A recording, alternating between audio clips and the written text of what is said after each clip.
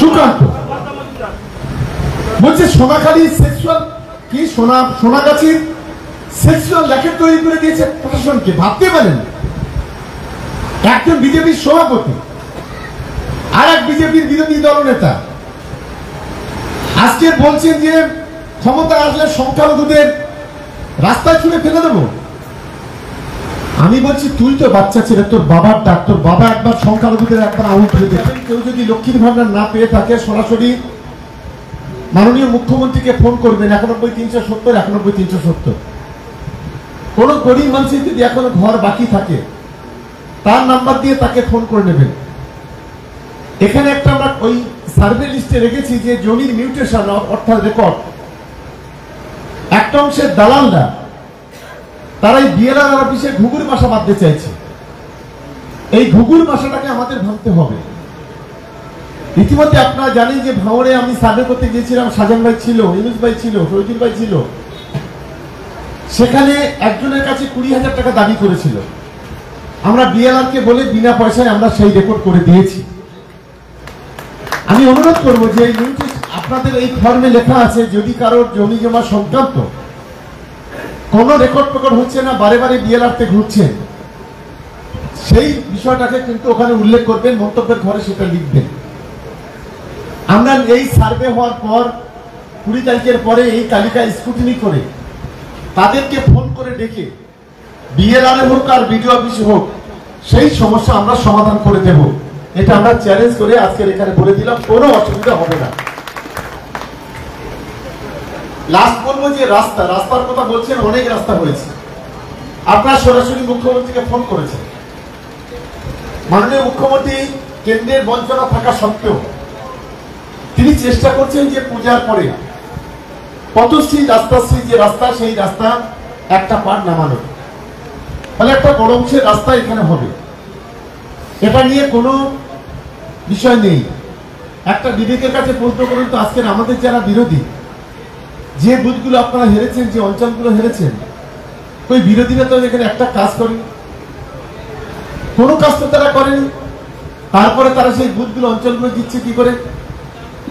সব উন্নয়ন দিয়ে সবটা পার্টি করে না, সংগঠন হয় না। সংগঠন করতে গেলে, পার্টি করতে গেলে নিজের মাথার ঘামটা একটু পায়ে ফেলতে হয়, নিজে একটু স্যাক্রিফাইস করতে হয়। মিটিং ডাকবে 10টায়, আসবে 11:30টায়, বাতাসার মতো গায়ে জল পড়লে, বৃষ্টি পড়লে ভিজে যাবে। এই ধরনের মানসিকতা যারা আছে তারা কি করে লড়াই করবে? এই বিধানসভাতে 5 লক্ষ মানুষ বসবাস করে, তার নেতা আপনারা 200 কতজন বসে আছেন।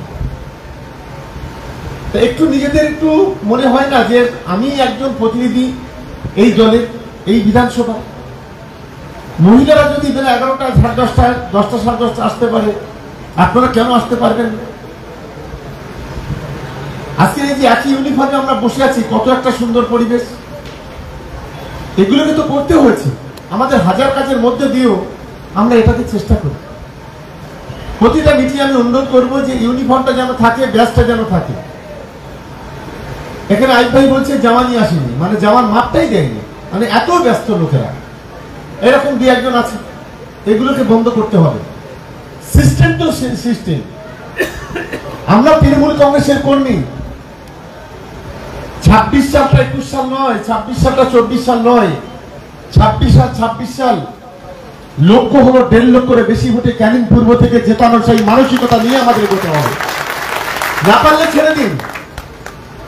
শুধুমাত্র নেতা হয়ে মঞ্চে বসে থেকে, নেতা হয়ে সামনে বসে থেকে বড় বড় কথা বলে বিধানসভা কমিটির সদস্য, এই ধরনের নেতা আমাদের দরকার নেই। আমি একেবারে অনুরোধ বলছি আপনাদের, আত্মতুষ্টিতে ভোগার কোনো জায়গা নেই। বাংলায় 4র্থবারের জন্য মমতা বন্দ্যোপাধ্যায় আসবে, এটা আটকাবার বিজেপি কেন? বিজেপি ঠাকুর তার ক্ষমতা নেই, এটা ওয়ান ক্যামেরা চ্যালেঞ্জ করবে। আর বিজেপির সবচেয়ে একটা পাপোষা গোলাম, সে হচ্ছে এই নওশাদ সিদ্দিকী, আইএসএ। এই পাপোষা গোলাম ভাঙড় ক্যানিং থেকে এমন শিক্ষা আপনারা দেবেন, সারা জীবন যেন রাজনীতিতে আর কোনোদিন যেন না আসে, সেই ব্যবস্থা করতে হবে। এদের চাঁদা তোলা কারবার, জলসা হলে বসে থেকে লোকের কাছে টাকা নেয়, এরা কখনো মানুষের উপকার করতে পারে না। এরা এই নওশাদ একটা তাবিজ লিখে এখনো পর্যন্ত টাকা নেয়, এ কি মানুষের উপকার করবে? আবার আমি শুনলাম গতকালকে কেউ কেউ আবার দলের বিরুদ্ধে বলছে আমরা এসবের কোনো গুরুত্ব, বলছে বাংলা সংখ্যালঘুরা ভয়ঙ্কর খেলা খেলবে। আমি বলছি হ্যাঁ, সংখ্যালঘুরা এবং সংখ্যাগুরুরা দুটো সম্প্রদায় আগামী দিনে ভয়ঙ্কর খেলা খেলবে মমতা বন্দ্যোপাধ্যায়ের পাশে থেকে, এটা অন্তত তাদেরকে মনে রাখা উচিত। কারণ গত 21-এ যে সিট পেয়েছি সেই সিট থেকে আরো 30টা সিট তৃণমূল কংগ্রেস বেশি পাবে, এটা অন্তত তাদের মনে রাখা উচিত। ভাবতে একটু অবাক লাগছে আমার যখন ঠিক মতো এ হবে না, আমি সঙ্গে সঙ্গে বিরোধিতা করব। আর আমি এখানে আমার মুসলিম সম্প্রদায়ের মানুষ যারা আছে আমি তাদের বলি, দেখুন আমরা যারা মুসলমান সম্প্রদায়ের মানুষ, আমাদের বিভিন্ন মাযহাবের আছে,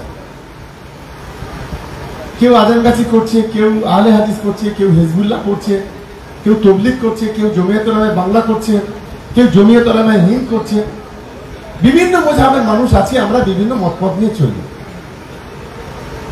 আপনি দেখুন তাবলীগ জামাত কোনো কথা বলছে রাজনীতি সম্পর্কে না, আপনি আজানগাছি কোনো কথা বলছে না, আহলে সুন্নাহ আহলে হাদিস কোনো কথা বলছে না, জমিয়ত উলামায়ে বাংলা জমিয়ত উলামায়ে হিন্দ তাদের যারা মাওলানা সাহেবরা হুজুররা আছেন তারা কোনো রাজনীতির কথা বলছে না। শুধুমাত্র আমাদের হিজবুল্লাহ ফুরফুরা শরীফ এখানে 2-4 জন আছে, তারা জলসা করতে গিয়ে তারা হাদিসের কথা বলে না, কোরআনের কথা বলে না, ইসলামের কথা বলে না, কওমের কথা বলে না, শুধুমাত্র কেউ বলছে তৃণমূল কংগ্রেস, কেউ বলছে বিজেপি, কেউ বলছে আইএসএফ, কেউ বলছে সিপিএম। আমি অবাক হয়ে যাই, কেন আজকের ফুরফুরা শরীফটাকে ধ্বংস করে দিল? শুধুমাত্র নিজেরা একটু 2-1 জন 3-4 জন আছে করে খাওয়ার জন্য। ভাবতে পারেন এগুলো আমরা মুসলিম পরিবারের সদস্য হিসেবে আমাদের লজ্জা।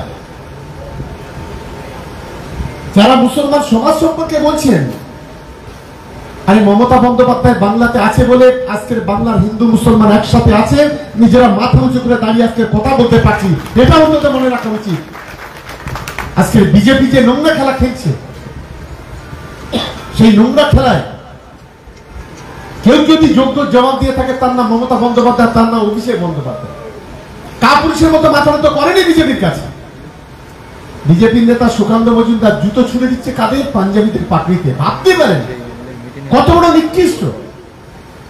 গত পরশুদিন ওটা কি শুভেন্দু অধিকারী ছিল হাজরাতে, সুকান্ত বলছে সোনাখালী সেক্সুয়াল কি সোনাগাছির সেক্সুয়াল র্যাকেট তৈরি করে দিয়েছে প্রশাসনকে। ভাবতে পারেন একজন বিজেপির সভাপতি আর এক বিজেপির বিরোধী দলনেতা আজকে বলছেন যে ক্ষমতা আসলে সংখ্যালঘুদের রাস্তায় ছুঁড়ে ফেলে দেবো। আমি বলছি তুই তো বাচ্চা ছেলে, তোর বাবার ডাক, তোর বাবা একবার সংখ্যালঘুদের একবার আঙুল তুলে দেখি।